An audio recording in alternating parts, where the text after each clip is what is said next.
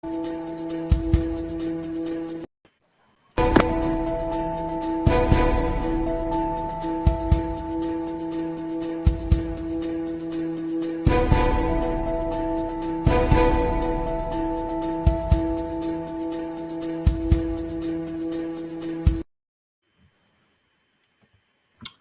evening and welcome to another edition of Fat Corner Debate series on 2023 Nigerian general elections. My name is Gideon Oguniye.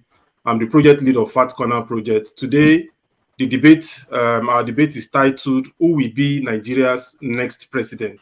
And the focus will be on the profile and track records of the presidential candidates of APC, PDP, and Labour Party, and their party structure, INEC preparation for the election, and the Electoral Act 2022. To see our previous editions of this debate series and other presentations on Fat Corner, please follow us on social media, Fat Corner on Facebook and YouTube, and you can also visit our website at www.fatcorner.org to know more about Fat Corner project.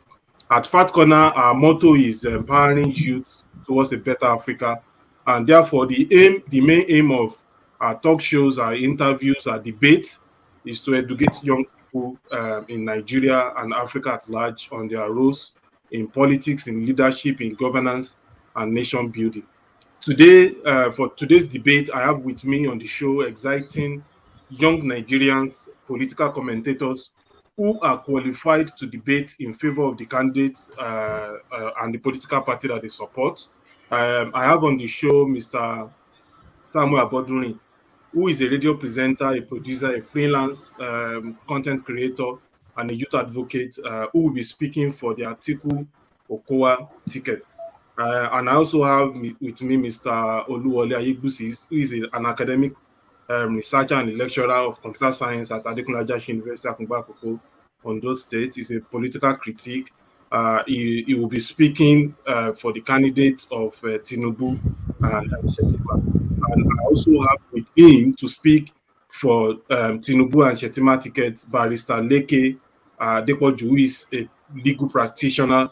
To speak for the Obi Dati ticket, I have Mr. Adewumi Adegbemile, who is a cybersecurity consultant, a service delivery lead, and at CISO, and is also a political commentator.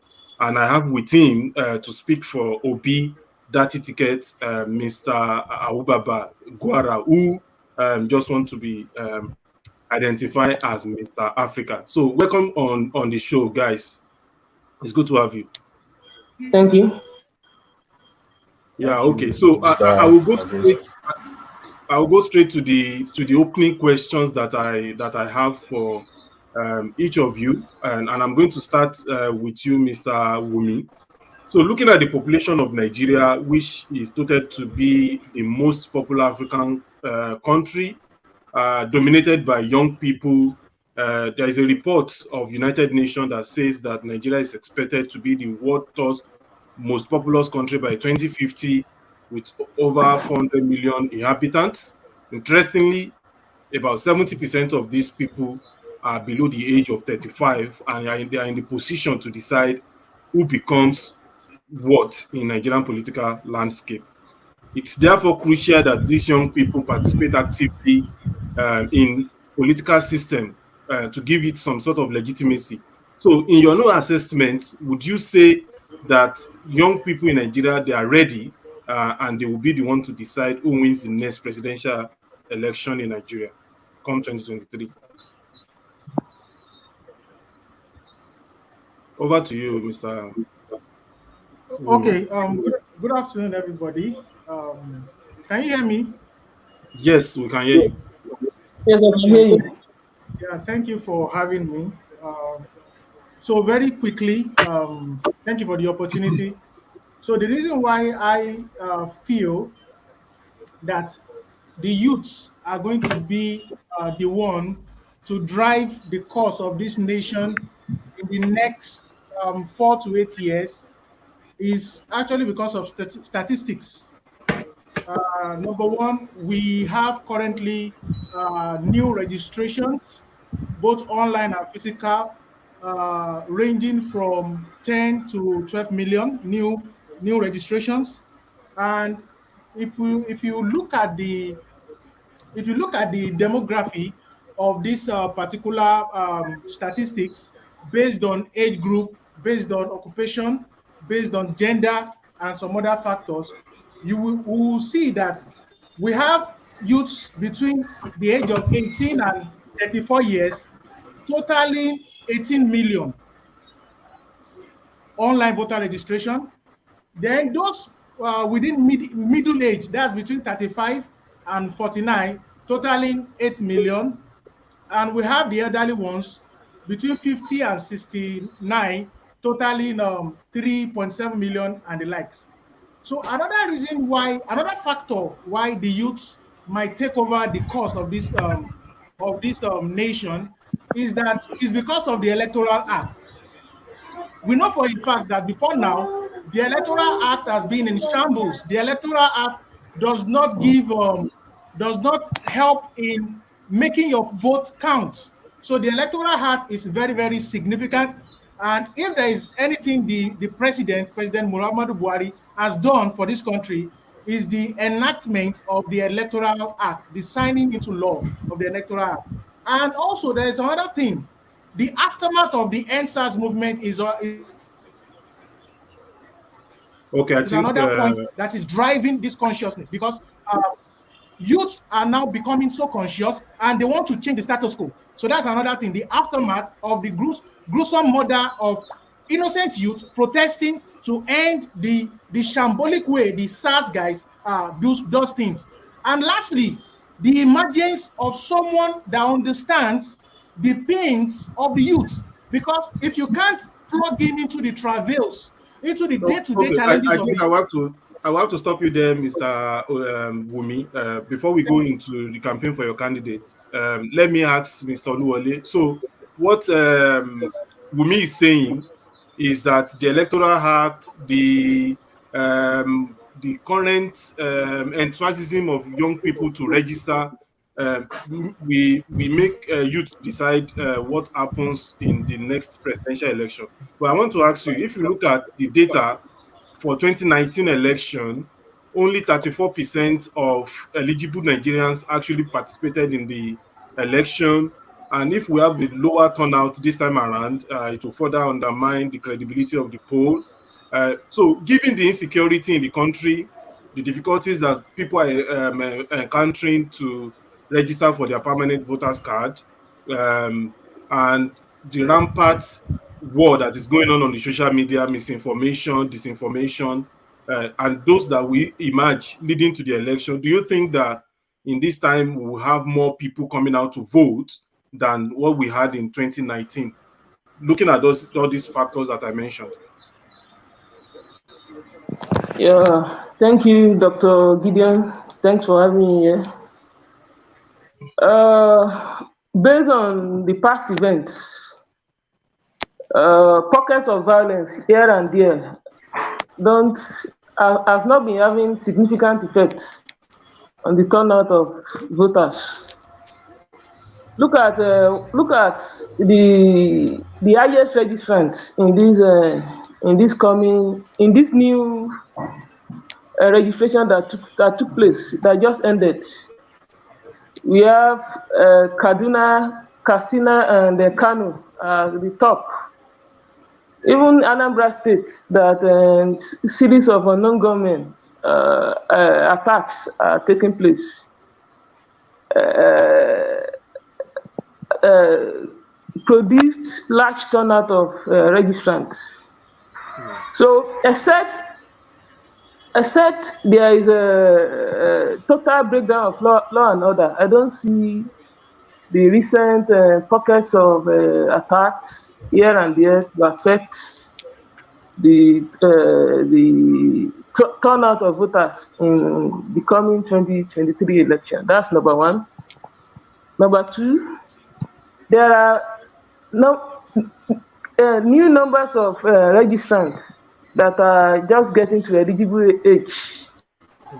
So based on that, you should know that ordinarily the turnout for 2023 is most likely to be higher than 2019.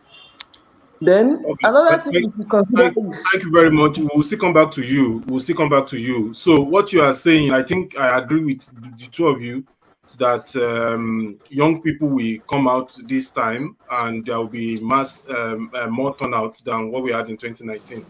But there are some other things that affect the people. Um, for example, unemployment rate, double digit inflation, um, so rising insecurity as we have been talking about. So who do you think I'm coming to you, Mr. Samuel. So which party do you think gives hope to the youth? Which party do you think will attract more votes from the youth population? Um, Not partisan um, response I want from you. I just want you to give me, like, okay, in your own opinion, which of this party do you think will attract more support from the young people? am I to respond to that? Now I'm talking to Samuel. Uh, Samuel, who is speaking for PDP. okay. Okay. Okay.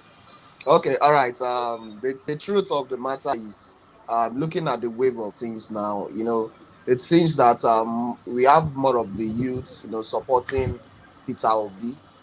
Is what it looks like on the surface, actually. So talking about the support, then I will say that okay, majority of the youths that we have around are actually going for Peter Obi, but the concept of election, goes beyond what is it called? Goes beyond support. It has to do with that commitment, that going that extra mile during the election proper, to actually cast your votes and protect votes. So, but for in terms of support and what the youths, I mean, the party that seems youths, looking at the age of the candidates, then obviously, anyone to support be because of his age. If you are talking about age, if you are talking about youth, you understand. But politics goes beyond all of these things that we are talking about here. So, but for youth, then definitely most of the youths, obviously, we don't need to argue that it goes with Labour Party and Peter Obi. Okay, thank you very much. We will still come back to you, Samuel. Now let's look at the Electoral Act 2022, which allows INEC to review results made under duress, and do issue of financial inducement, extend the time for campaign from 90 days to 150 days. That is early campaign. Uh, that we are expecting early commencement of campaign in this election, in this coming election. They provide for the use of technology. So we now have legitimization of electronic transmission of votes and transmission of results. I mean, so I'm coming to you, Mr. Barrister Leke. Do you think these measures can help to tackle the problem of electoral malpractices such as inaccurate results, underage voting, vote buying, ballot stuffing, and all this opaque process of aggregating results that has affected our elections in the time past? So, what is your assessment of the Electoral Act 2022 and how it can help us to tackle the problem of electoral malpractices in the coming election? All right, thank you, Mr. Moderator. Thank you for having me on the show. Can you hear me? Can everyone hear me?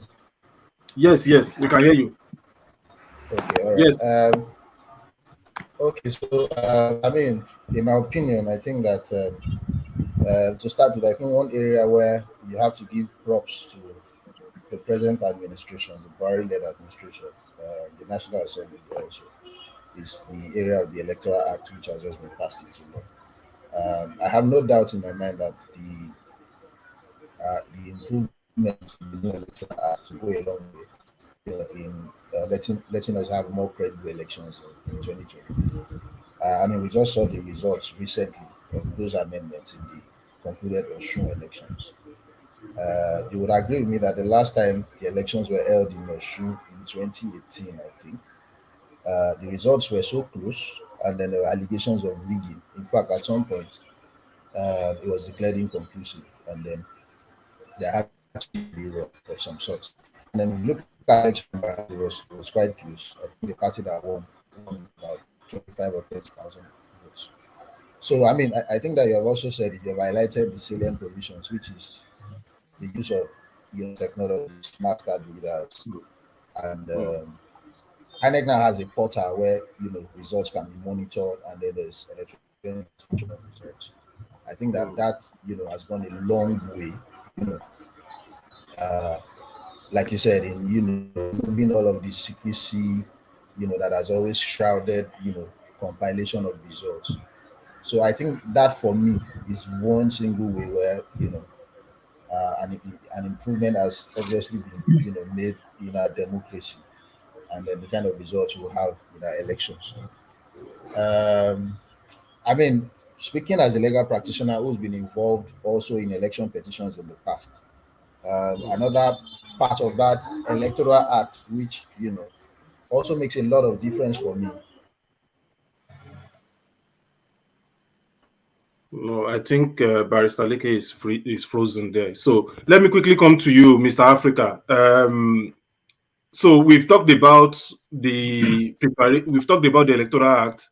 We've talked about the enthusiasm of young people to participate in this election. But one aspect that we've not talked about is the preparation of INEC to actually conduct each free election come 2023. So what is your assessment of INEC preparation for 2023 general election? Look at the way they conducted the last voters registration that has just been concluded. So from that, what can you say about their preparation for 2023 election? Good afternoon. Good afternoon. Good afternoon, everyone. Yeah. Can you hear me? Yes. Yes, we can hear you. Thank you for having me. I think INEC has really tried in their preparation. Just that I'm the kind of person that believes that there can never be totally free and fair election anywhere in the world. Politicians know how to go about their way, one way or the other. But INEC has really tried. But the only area that I don't like about INEC is the closure of the date. The closure of the registration. Because some people are to attain the age of 18, let's say next month, next week. By closing now, that means those people have been disenfranchised. But nevertheless, they really tried. Look at Osun, and I think the Electoral Act of 2022 has really helped INEC also to prepare better. Because gone are the days where you'll be voting, you'll be preparing to just snatch ballot box, replace another card reader you accredit today. Let me say the morning you come back in the evening to vote, all those things, they are no more. Now you accredit and you vote.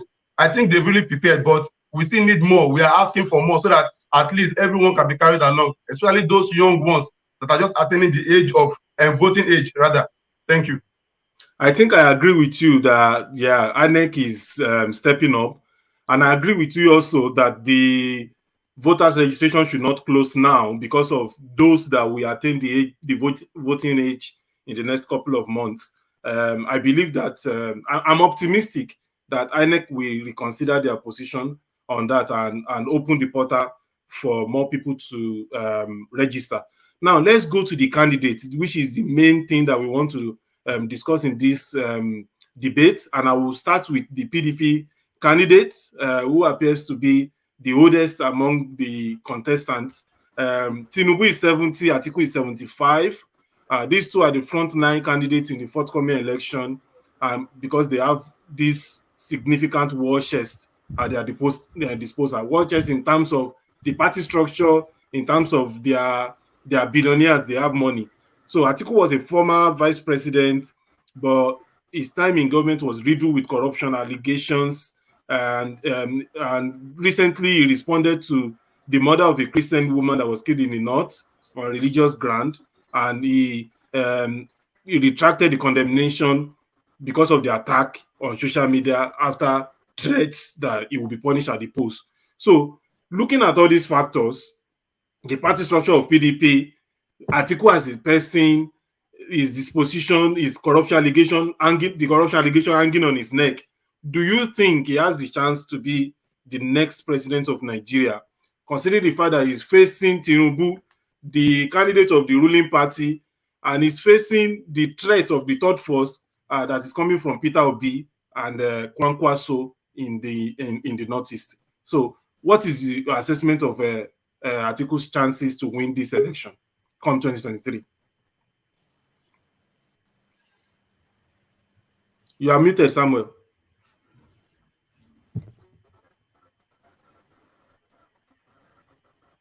We cannot hear you. Yeah, we cannot hear you. One way or the other, your audio is muted. I think while you're addressing that, maybe I should go to APC because we cannot hear you. But we'll see. We'll come back to you to answer that question. So I will come to the candidate of the APC.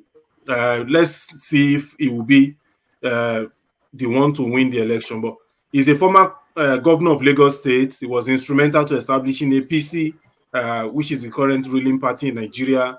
There are concerns about his health. They are concerned about the divisive remarks he has made. And some people are questioning his lack of accountability. They are saying they don't know his age.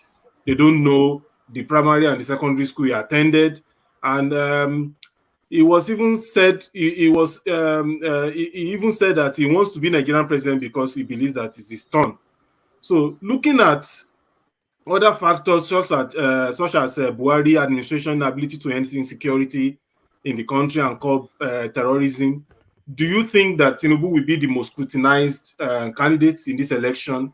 And do you think that all these things that I mentioned will affect his chances to actually win the next presidential election in Nigeria? So any of you can go first between Wole and Barrister Leke. Who wants to speak for Tinubu? Maybe Barrister Leke should go first. Yeah, let me go first. Okay, so I mean, yeah, we have already seen the scrutinization of government has already started. I think it's been vocal more on social media where a lot of scripts have been played out. So, I mean, to be frank, I think that the performance of the Buhari administration, especially on the issue of security, is weighing a lot on the minds of a lot of Nigerians. And then they're asking, the same man who brought Buhari to us, and then Buhari has underperformed, and then what is he going to do differently and all of that? And my response is that, look, it is what it is. One thing that even the detractors of Bola Ahmed Tinubu cannot say is that he didn't perform well as Lagos governor. And you also cannot say that he has been part of his administration. So either ways, as much as you can't credit him for whatever it is this administration has done well, I think it will also be unfair, to put a lot of blame on him on how any one of us perceives the Buhari administration, either in terms of security or other issues. I think that focus should be on the antecedents of the man. Who is he? What is he capable of doing? The man should be fair. I think the point I get from the point I got from you is that even though Tinubu was instrumental to Buhari becoming the president, we should look at his antecedents and we should not judge him based on the performance of Buhari in government. So, Wole, do you want to add anything to that point before I open the floor for people that are speaking for other parties to interrogate your comments?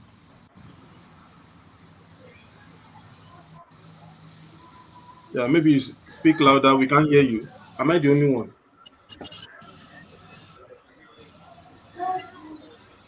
Oh, you are muted. You are muted. You need to unmute your mic.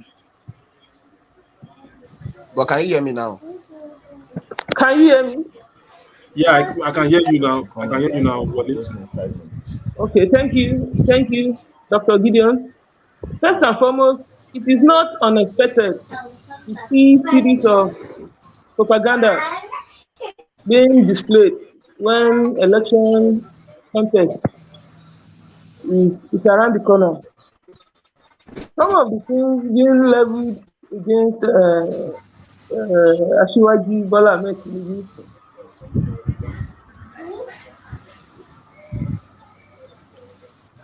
I think Wale is frozen there. So let me quickly open the floor. 1 more minute for the debaters from the other camp to respond. Mr. Wale If is you can saying hear that me. most of the things that have been said about Tinubu are propaganda, and people should not, and these are expected in the election Hello. period. And Hello. Mr. Barrister Leke has said that we cannot judge Tinubu based on the performance of Buhari.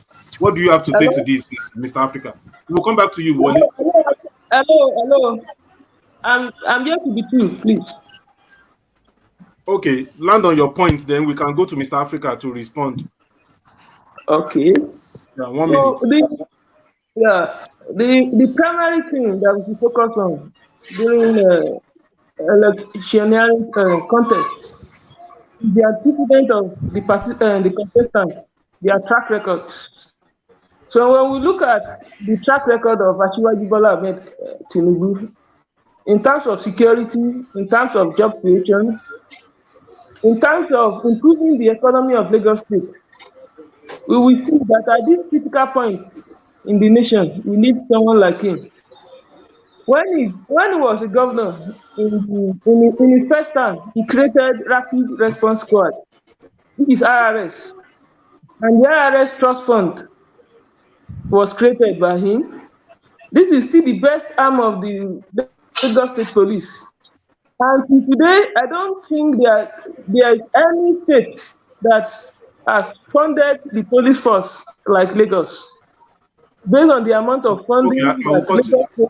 I will cut you there, Wale, because of our time. I want other people to respond to some of the points that you have made. I will go with Mr. Africa first. Thank you. Thank you for having me once again. Am I audible enough? Yes. You see, I like the way my APC supporters are going about their debate and campaign. They want Tinubu to take all the credit for what Fashola, Ambode, and the likes have done in Lagos State. But when it comes to the failure of Buhari, Tinubu should be exempted from it because Buhari killed. You see, you can never give Tinubu the glory of Fashola and crown him with the glory of Ambode. Then all of a sudden, because of election, you want to take away the failure of Buhari from him. It's not possible. This is a man who bragged that he brought Buhari after he has luled for 3 times. He said Buhari lule, Osukun, I brought him. Now the same Buhari failed. People are now saying it is not his fault. Whose fault? I never said I brought Buhari. Nobody said they brought Buhari. He said it himself. You see, we can't take away the failure of Buhari from Tinubu because he so much believe in Buhari. All what they promised us, none has been achieved, fulfilled, none. Okay. And now we are talking I'll about come to you. Let me also allow Wumi to quickly respond. Wumi is speaking for Obi Dati ticket. Yeah, thank you very much. I always say that it will be a hard sell for Tinubu and the likes of Atiku. It's going to be a hard sell. Why do I say so? Wale was talking about security. I'm still trying to understand the security he's talking about in that era. I'm still waiting. Is it the OPC outbreak?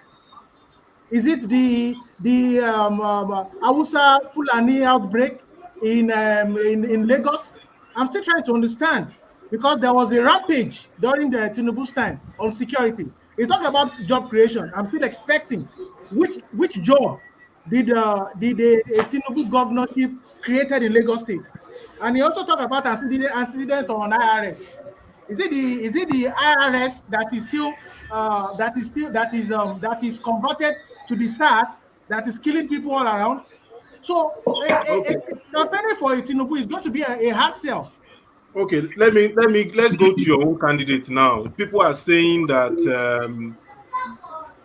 by political gladiators in the country, they are saying that your candidate will face many hurdles. It lacks alliance across political divide, no standard party structure.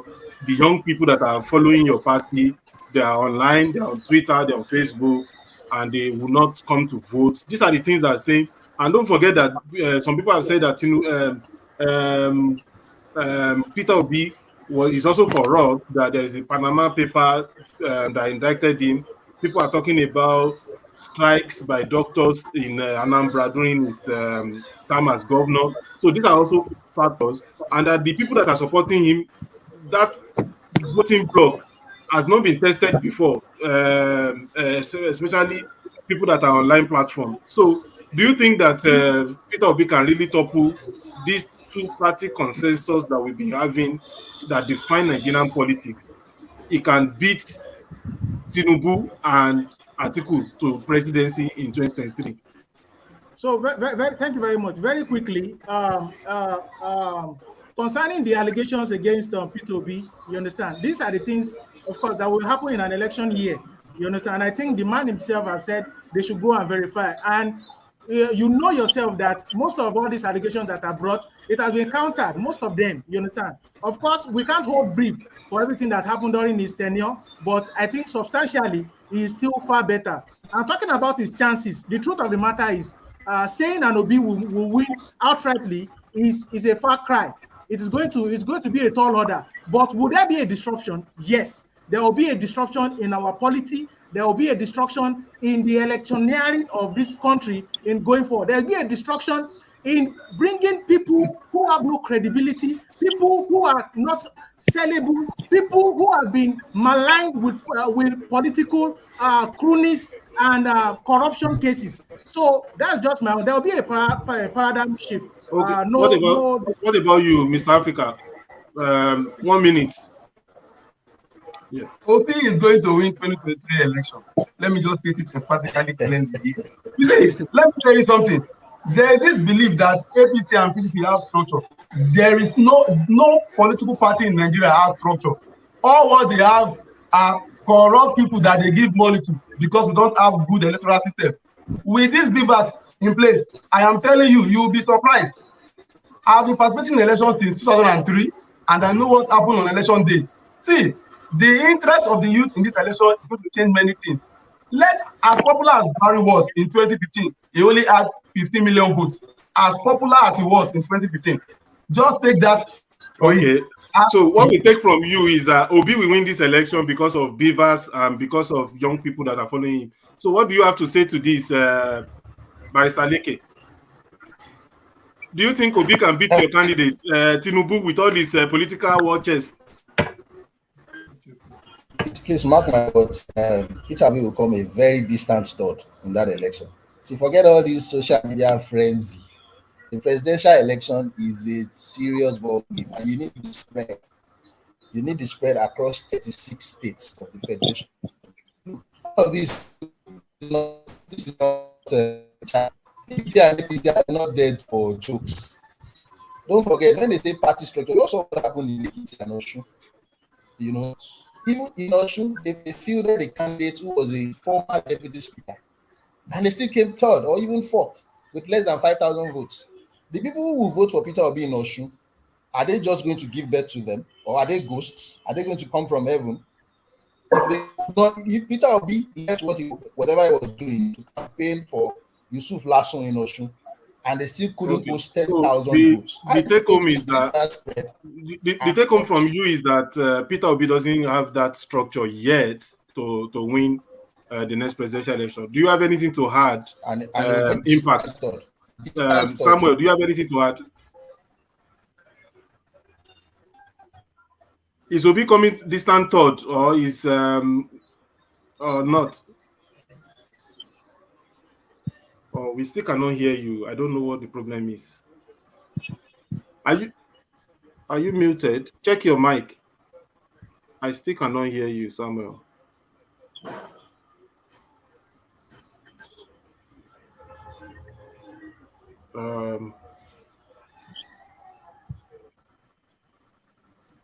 I still cannot hear you. So, Wale, do you want to respond to what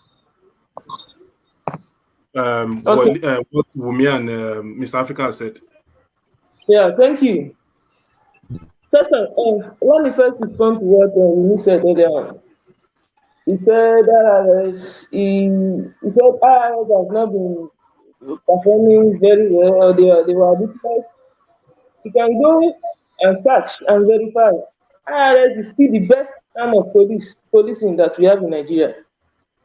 That was the first. Secondly, election is a process, not only an event.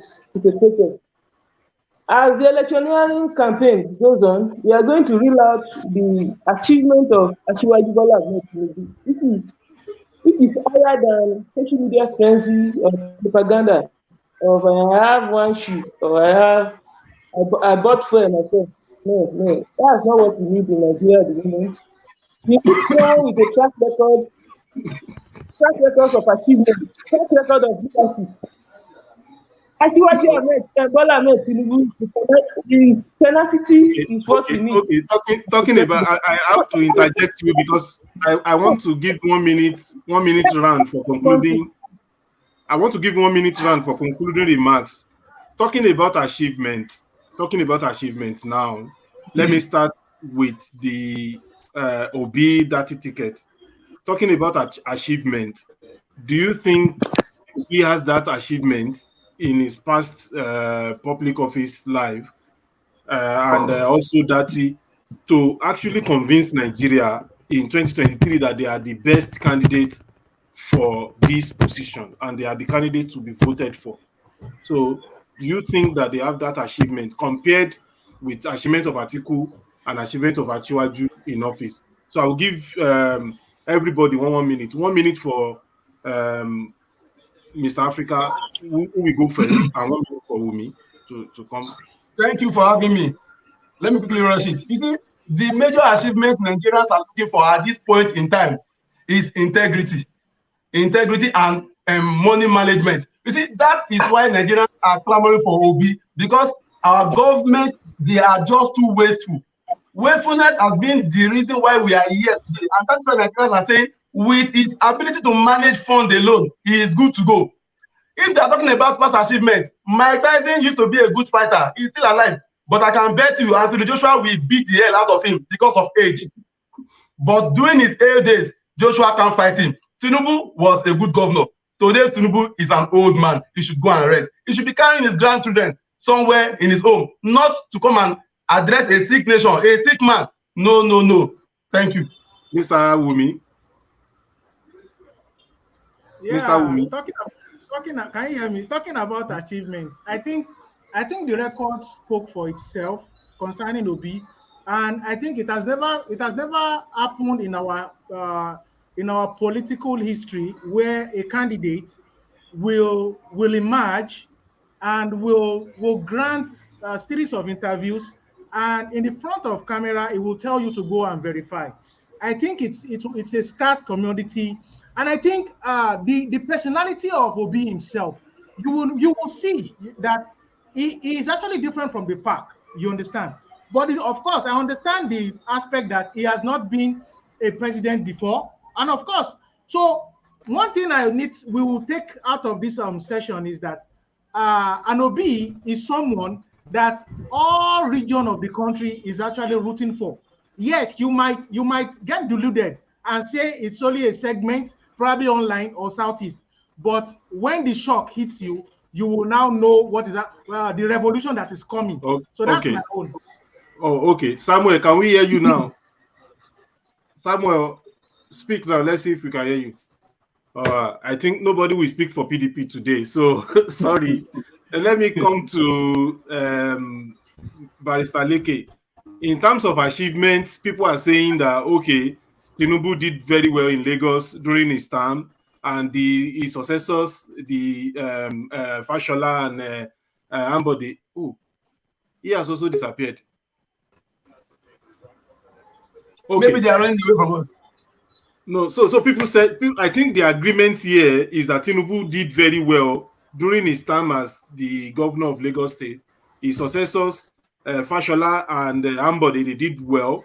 So I think people are not contesting his achievements in office, but they are talking about his age. That his age now is a factor to be considered in this election. So do you think his age it should be a factor to be considered in this election? Why he cannot be the best candidate right now? Okay. Thank you, Mr. Moderator. I mean, if we're looking for the strongest men, we'll probably should be voting for what's the one in Nigeria that's fighting box. The job of the president is to assemble a good team and provide leadership.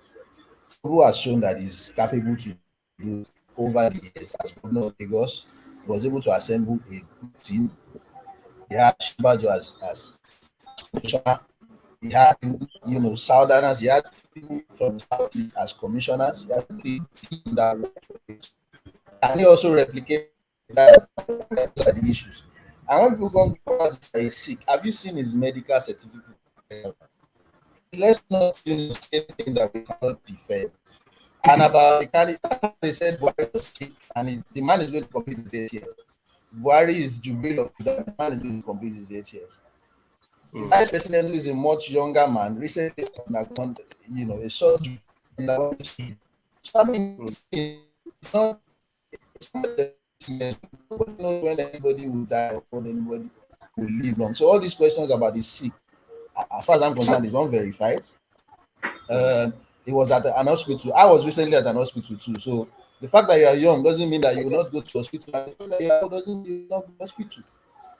So the work of the president is not that of Anthony Joshua. He's not going to fight boxing, and he's not going to be running 100 meters. Does he have the intellectual capacity? Does he understand the issues? What has he done in the past? In 1999 or 2003, this is a man who thought, of the need to revolutionize the power sector. He brought IPP. This is not about going to Egypt to go and understudy something that one candidate is something that okay. Thank you very much. Thank you very much, Barrister Leke. Thank you, Mr. Africa. Thank you, Mr. Wumi and Samuel. I wish we can continue this debate, but I mean, our time is fast spent, and I'm sure that the people that are listening, they've learned one or two things from your contribution today, which are fantastic contributions. So I want to appreciate you for attending this debate and for honoring our invitation. I hope that you will honor our invitation when we call you the next time, and that we'll have better network and more time to debate this thing. And thanks to everyone that has followed this debate from home. So if you want to see our previous edition or our previous presentation on Fat Corner and our subsequent presentations, please follow us on Facebook, Fat Corner, FACT in uppercase and Corner in lowercase, and also on YouTube. My name is Gideon Oguniye. Thank you, everyone, and thank you. And we see again next time.